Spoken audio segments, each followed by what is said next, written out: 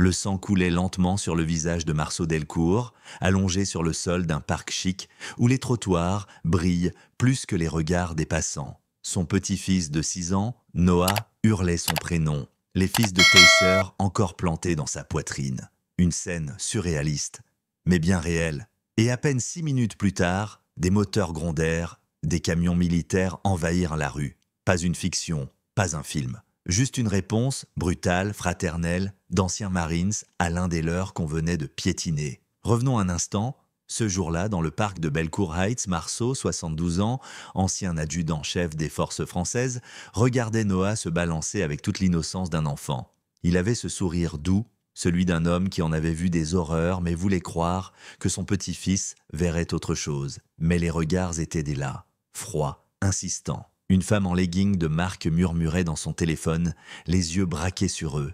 Et puis voilà l'inspecteur Julien Renaud. Main sur l'arme, posture tendue, comme s'il venait d'attraper un terroriste et pas un grand-père en balade. « Monsieur, je dois vous parler immédiatement. » Marceau, calme, propose de contacter la mère de l'enfant. Mais Renaud n'écoute pas. Il parle de tentative d'enlèvement possible. Appel du renfort, plaque Marceau au sol, Noah, tétanisé, hurle, personne ne l'écoute. Ce qui a tout changé, une vidéo tournée par Assia Benali, journaliste indépendante qui promenait son chien.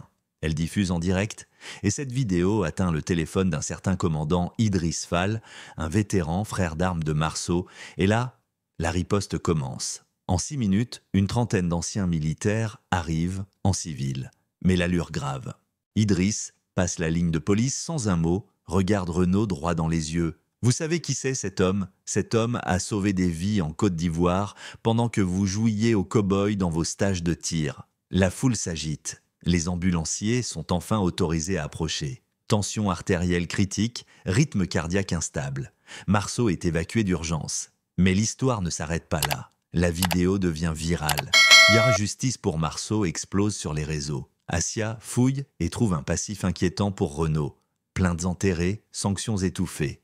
Et pire encore, un lien financier entre le chef de la police et un promoteur immobilier accusé de vouloir nettoyer les quartiers mixtes à coups d'intimidation policière. Une enquête est ouverte. Le chef de la police est arrêté en flagrant délit, en train de détruire des documents. Renaud passe en procès. Coupable sur tous les chefs. Usage abusif de la force, dissimulation de preuves, discrimination raciale. Il prend 8 ans ferme. Pendant ce temps, Marceau se bat à l'hôpital. AVC léger, mobilité réduite, mais lucidité intacte. Il tient une conférence de presse avec Noah à ses côtés. Regard fier mais blessé. « J'ai combattu pour un pays qui me voit encore comme une menace à cause de ma peau. Mais je combattrai encore. Pour lui.